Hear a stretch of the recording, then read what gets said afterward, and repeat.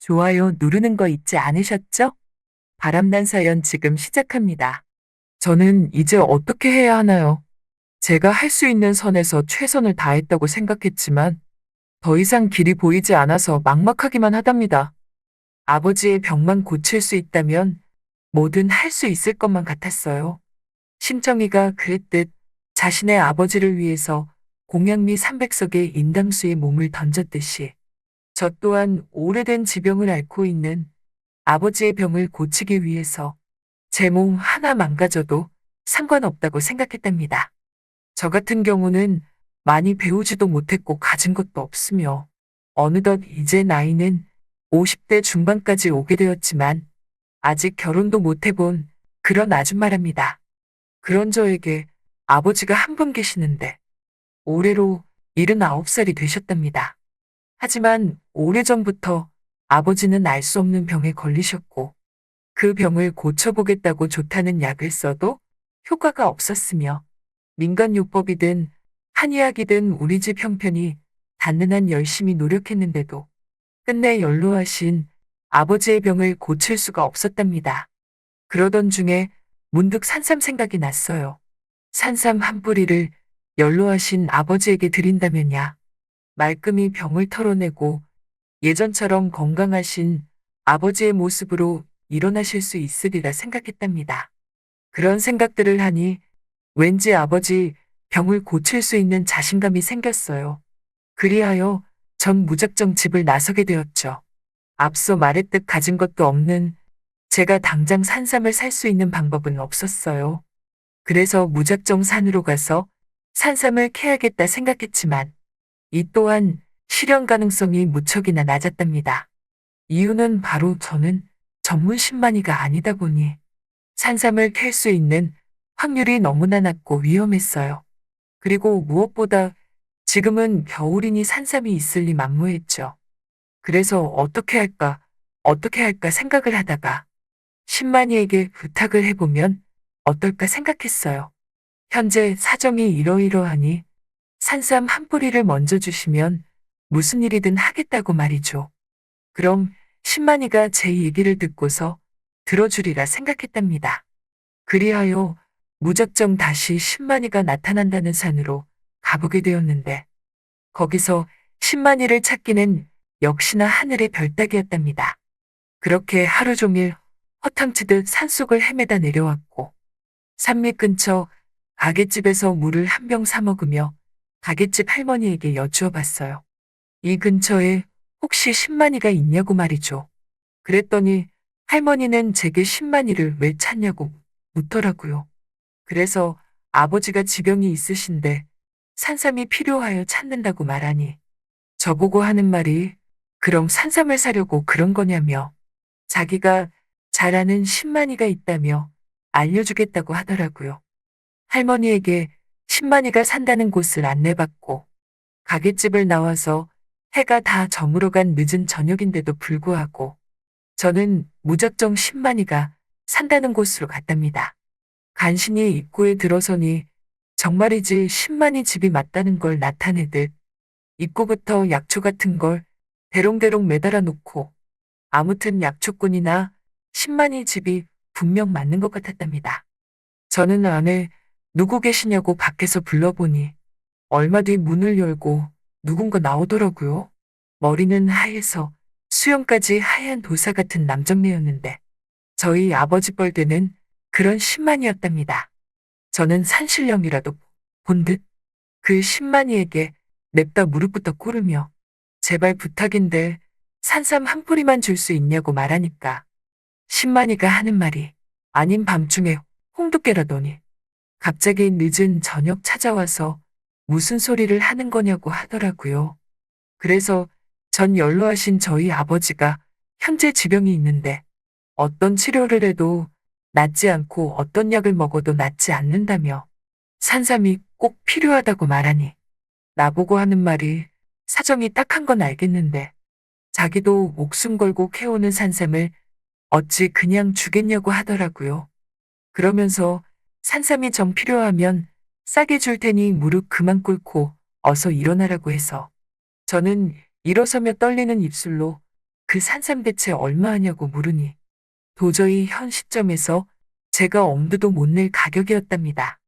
그리하여 저는 돈으로 사는 것 말고 다른 방법이 없냐고 말하며 어떤 일이든 다 할 테니 산삼 한 뿌리만 먼저 주시면 안 되냐고 그랬죠. 그랬더니 20만이도 끝내 안 된다고 그러더군요. 뭐 맞는 말이겠죠. 저 같아도 힘들게 캐온 산삼을 함부로 주진 않을 테니까요. 그렇게 아쉬운 마음에 발걸음을 돌리려는데 갑자기 10만이가 저를 부르며 잡더라고요. 그러면서 아까 했던 말 진심이냐며 뭐든지 다 할 수 있냐고 하지 뭐예요. 전 그 말에 물론이라며 산삼 한 뿌리만 준다면 뭐든 할 수 있다고 말했죠. 그럼 좋다면서 산삼 한 뿌리 내줄 테니 대신에 한 달 뒤에 가라고 하지 않겠어요? 여러분이 지금 듣고 계신 채널은 바람난 사연 채널입니다. 그래서 그건 또 무슨 말이냐고 하니까 자기가 10만이 일을 하며 혼자 사니 빨래도 많고 집안도 어지럽고 영말이 아니라면서 한 달 동안 집안일을 해주는 조건으로 이 집에 있어준다면 산삼 한 뿌리를 그때 준다고 했답니다. 그 말에 전 고민이 되더라고요. 일이 어렵지 않을까 해서 고민이 되는 게 아니라 한 달 동안이나 병든 아버지를 놔두고 여기서 지내야 한다는 게 마음이 걸렸죠. 하지만 현 시점에서 산삼을 얻을 수 있는 길은 이 길뿐인 것 같았고 저는 신만이에게 좋다며 그렇게 하겠다고 했답니다. 그날로 전 신만이 집에 머물며 집안일을 하기 시작했어요. 신만이는 늘 일은 아침부터 나가서 해질 때쯤 집에 들어오곤 했죠. 신만이가 없어도 전 빨래며 청소며 굳은 일을 다 해냈답니다. 그렇게 지내다가 어느덧 일주일쯤 지날 무렵이었어요. 아침이었는데 신만이가 하는 말이 내가 온 뒤로 집이 정말 깨끗해졌다며 괜찮으면 오늘은 집안일은 하지 말고 자기랑 같이 나가보지 않겠냐고 하더라고요. 그래서 전산삼 캐러 가는 거냐고 하니까 아니라면서 그냥 약초나 몇 뿌리 캐러 갈 건데 같이 가자고 해서 저도 좋다며 그렇게 신만이를 따라 길을 나서게 되었답니다. 이 사람 나이도 많은데 어찌나 산을 잘 타던지 뒷공문이 졸졸 쫓아 따라가는 것도 너무 벅차더라고요. 그런데 이런 한겨울에 약초가 있냐고 물으니 한겨울에만 있는 약초도 물론 있다며 따라오라고 해서 그렇게 따라갔답니다. 하지만 얼마 못 가 여기저기 둘러본 신만이는 아무래도 오늘은 그냥 되돌아 가야겠다며 다시 돌아가자고 했고 그렇게 집을 나선 지 3시간 만에 우리는 다시 집으로 향했어요. 그런데 집으로 가는 산길에서 그만 발을 헛디뎌 실족사를 할 뻔했지만 노련한 신만이가 저를 냉큼 잡아줬고 그래서 전 살 수 있었답니다. 신만이는 저에게 조심해야 된다며 안 그럼 한순간 저승으로 갈 수 있다고 하더라고요. 그 말을 들으니 왜 이렇게 오싹하고 아찔하던지. 그런데 그 순간 저를 잡아준 신만이를 보니 머리랑 수염만 하얗지.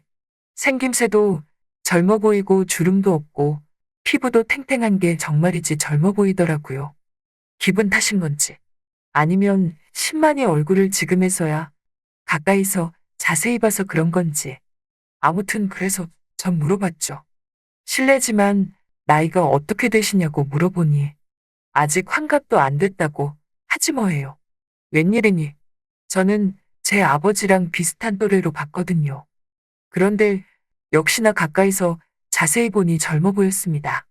그 뒤로 이상하게 그 신만이에게 관심이 많이 가더라고요. 아무래도 저도 결혼을 아직 못한 처지이고 이쪽도 결혼을 해봤든 안 해봤든 어쨌든 혼자이니 당연한 결과라는 생각이 들었답니다. 저는 그 신만이랑 그날 저녁 직접 담궜다던 약주를 마시며 어쩌다가 이렇게 혼자 신만이로 살게 됐냐고 하니까 자신은 오래전에 정말 서로 사랑했던 사람이 있었는데 그 사람이 배신을 했다고 하지 뭐예요. 그 배신감에 치를 떨며 세상이 싫어졌고 급기야 이렇게 산 밑으로 와서 혼자 살게 되었는데 혼자 살다 보니 신만이 일까지 하게 된 거라고 했답니다. 이렇게 이 사람이 살아온 얘기를 들으며 이 사람에 대해 조금씩 알게 되니 전과는 다르게 뭔가 측은해 보이고 뭔지 모르게 이 사람에게 더 눈길이 갔답니다.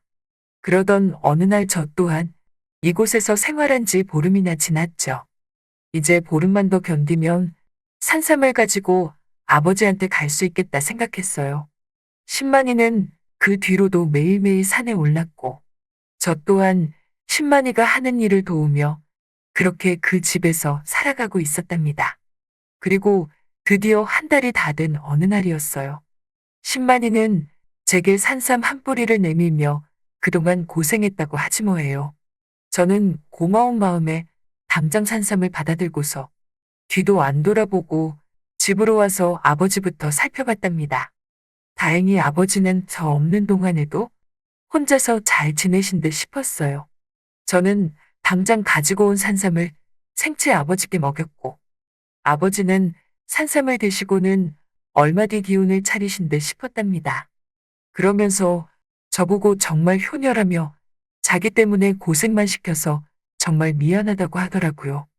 그래서 아니라며 저는 아버지가 건강하시면 그걸로 됐다고 말하니 아버지가 하시는 말씀이 그럼 이쯤에서 다시 그 신만이에게 가보라고 하시지 않겠어요?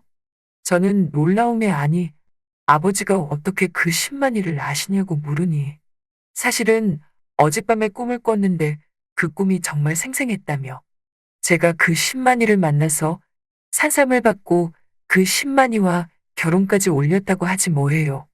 저는 너무 놀라서 꿈에서 본 그 신만이 생김새를 물어보니 영락없이 한 달 동안 저와 함께 지낸 그 신만이의 모습이었답니다. 꿈도 그렇고 사실 요 며칠 동안 자꾸만 그 신만이가 너무나 보고 싶었거든요. 뒤늦은 나이에 제가 사랑에 빠지고 만 것이죠. 아버지 말대로 저는 곧장 그 신만이를 찾아갔고 신만이를 보자마자 저는 반가움에 꼭 껴안았답니다. 그랬더니 신만이도 저를 기다렸다는 듯 아무 말 없이 꼭 안아주더라고요. 우리는 그 뒤로 맺어졌어요. 사실 한 달 동안 신만이와 지내면서 힘들기보다 너무나 행복했거든요. 이 사람이 마치 제 지아비인 것처럼 말이에요. 아버지도 그 뒤 신만이 집으로 모셔와서 우리 모두는 같이 살게 되었고 우리는 그렇게 한 가족이 되었답니다. 저번에 산을 오를 때 같이 따라가 보니까 정말 산도 잘 타던데 이렇게 부부로서 같이 살다 보니 정말이지 힘이 장사더라고요. 뒤늦게 산삼 때문에 맺어진 인연인데 50을 넘은 나이에 만난 제 짝이 10만이었다니. 정말이지 생각지도 못했던 배우자였네요. 아무튼 이제는 제 남편이 된 10만이가 있어 너무나 행복하답니다. 요즘은 겨울이라 일이 별로 없지만 봄부터 시작해서 가을까지 남편인 10만이를 따라 저도 같이 산에 자주 오르곤 하네요. 남편과 함께 있으면 너무나 행복하거든요. 그리고 험한 산 속에서도 남편만 있다면야 저는 무서울 게 없답니다. 그런데 가끔 예기치 못한 곳에서 우리는 실수를 하게 되는 것 같아요. 이게 다 신혼이라서 그런 거겠죠 뭐.